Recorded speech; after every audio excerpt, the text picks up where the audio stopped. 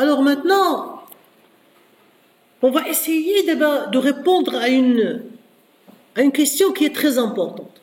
La dernière vidéo, que vous devez absolument avoir une bonne compatibilité entre quoi? Entre le DB contexte et l'état. D'abord la logique est La logique est il a, si moi, le développeur, pour créer les collections, qu'est-ce qu'il faut? Il faut les classes.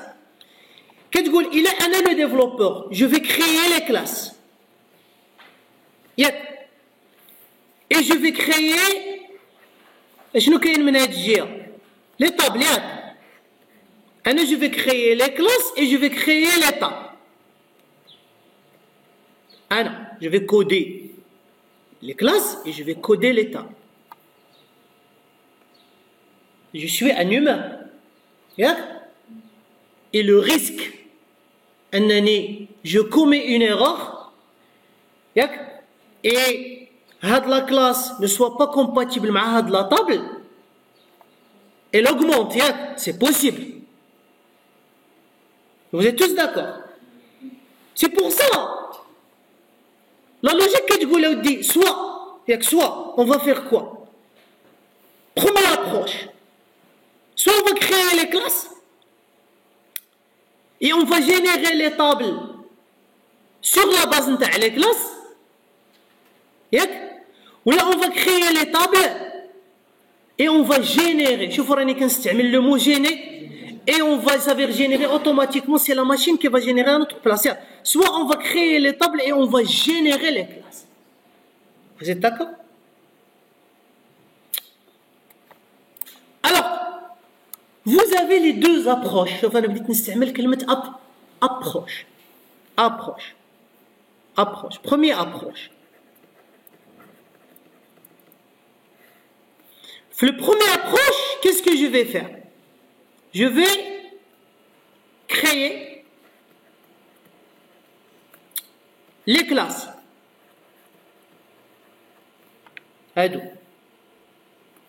OK? Et je vais créer le DB contexte. Le DB contexte, c'est quoi? Une classe qui hérite de DB contexte. عاقلين l'héritage غادي نكريو une classe نسميوها كيما بغينا mais à condition نديرو لها 2 points DB contexte. Et on va créer à l'intérieur du DB contexte les collections. Mais faites très attention. Quand je vous dis créer les classes, créer les classes avec la méthode qu'on a expliquée tout à l'heure. Ça veut dire que vous devez créer les classes et les multiplicités et les associations. Ça veut dire que vous devez mettre collection les commandes عند client, un objet client عند commande, etc. Ça veut dire c'est ça, créer les classes. Après, les collections sont simples. On va créer des e-collections, on va travailler avec les interfaces, on va créer des listes et des collections en fonction de chaque classe. Alors,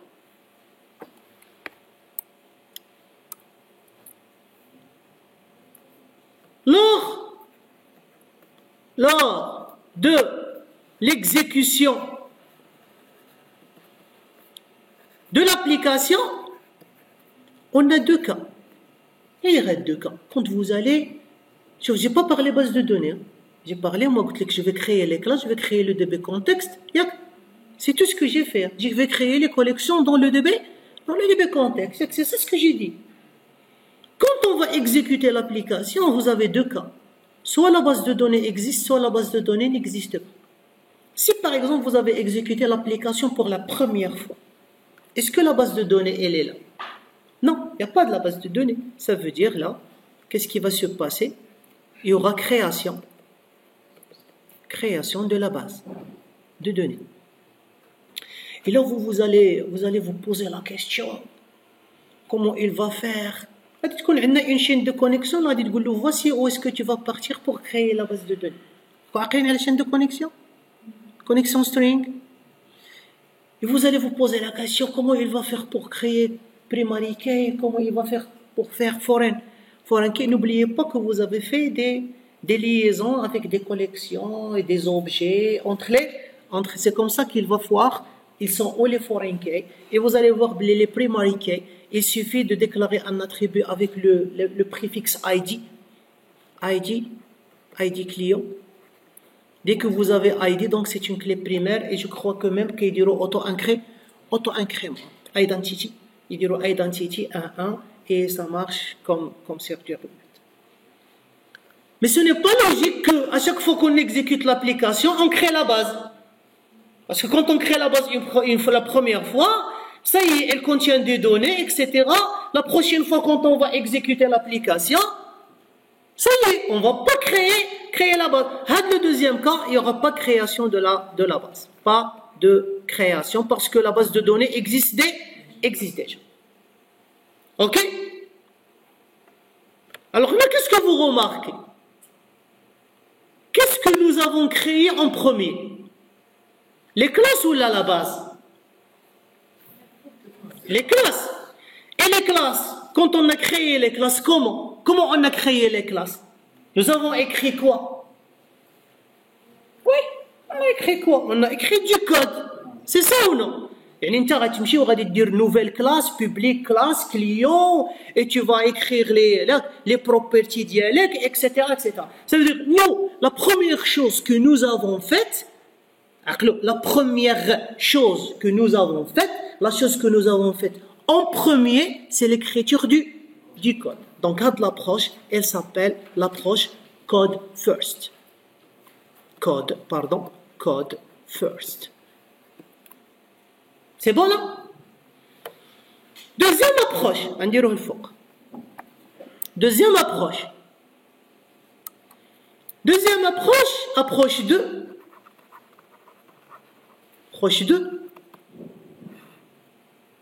Je vais sur SQL Server et je vais créer la base. هنا بلا ما نشرح بزاف. Créer la base, créer les tables, créer les attributs, créer les primary keys, créer les foreign keys, etc., etc., etc. Ça y est, c'est bon? Deuxièmement, je vais créer un DB context comme objet. Hein. C'est la façon avec laquelle on a créé un dataset typé. Qu'est-ce qu'on a fait? Bouton droit, ajouter un nouveau élément. On dataset, on va faire la même chose. Bouton 3, ajouter un nouveau élément, DB context, et on va lui donner un nom. Au le moment où on va dire, tiens, voici le nom du DB context, il va nous ouvrir une fenêtre, il va nous dire, le DB context que vous voulez créer, il se base sur quelle base de données et il se trouve dans quel serveur. Alors, on va dire, voici mon serveur. Il va dire, les bases que j'ai trouvées dans ce serveur. On va dire, je veux cette base de données. On va dire, dans cette base de données, voici les tables que j'ai trouvées et les procédures stockées, etc. Quelles sont les tables que tu veux créer dans ton DB context? Je vais choisir les tables et je vais faire tac, OK. Et qu'est-ce qu'il va faire? Voilà. Il dira en bleu. Il va générer quoi? Les classes plus les collections. Il va générer des classes et les collections qui se trouvent à l'intérieur du DB contexte et vous allez commencer à travailler. D'accord? Vous allez commencer à travailler. Dans les deux cas. Quand on a fini l'approche 2, on a quoi entre les mains? Deux choses. La base de données plus le DB contexte. Tiens, le premier approche. Quand on a fini, on a quoi entre les mains? la base de données plus le DB contexte. Ça veut dire le résultat final, il est le... Mais avec la deuxième approche, on a commencé par créer quoi en premier? La base de données, cette approche s'appelle database first. Database first. Ok? Ça s'appelle database first. Alors, donc, si vous utilisez code first, vous utilisez database first. Ce que nous allons dire après, il est le même. Qu'est-ce qu'on va faire après? On va ajouter, on va modifier, on va supprimer et on va rechercher. Yeah. Fin. Dans le DB contexte. يعني هذا le DB contexte, soit nous sommes passés par code first, ou nous sommes passés par database first, ça reste la même chose. D'accord, on a fait la même chose. Après, le travail qui va suivre, il est le même. Ça va jusque-là? C'est bon jusque-là? Maintenant, il y a des gens qui vous parlent d'une troisième approche. D'accord? Donc, lors de l'exécution, l'application, il y aura génération de l'approche. Il y a des gens qui parlent d'une troisième approche. Ce n'est pas une troisième approche. D'accord? Il ressemble à l'approche numéro 1. On va l'appeler l'approche numéro 3. Et là, vous avez créé les classes avec quoi? Avec le code. Vous savez qu'il y a un outil de modélisation des classes sur Visual Studio. On ne va pas écrire les classes, on va dessiner quoi? On va dessiner les classes. On l'a vu l'année passée, dessiner les classes. On va le voir sur Visual Studio.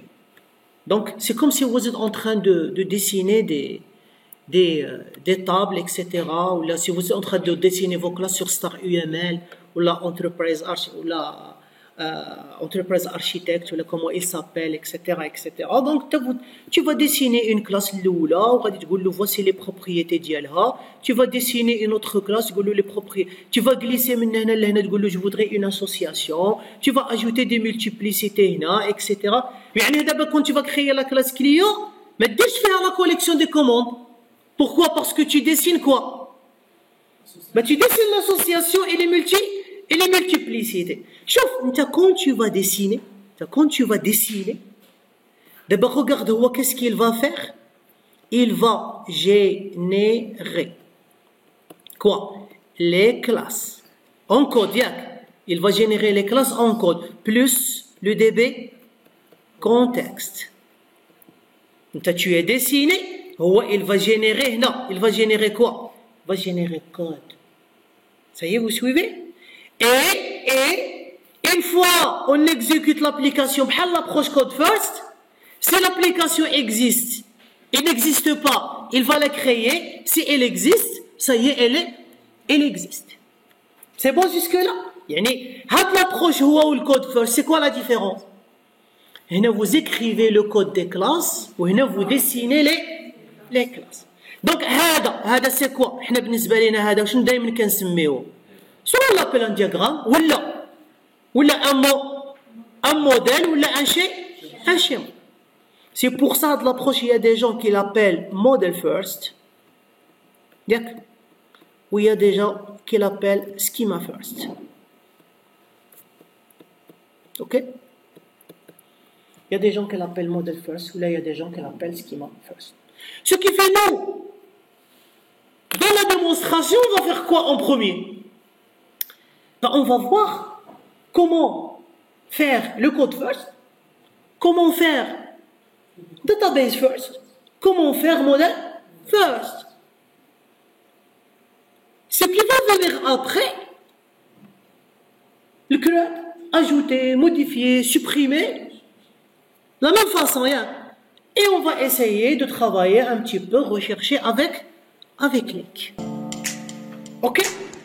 C'est bon? Voilà. Donc on arrête à ce niveau-là et on se verra pour la démonstration.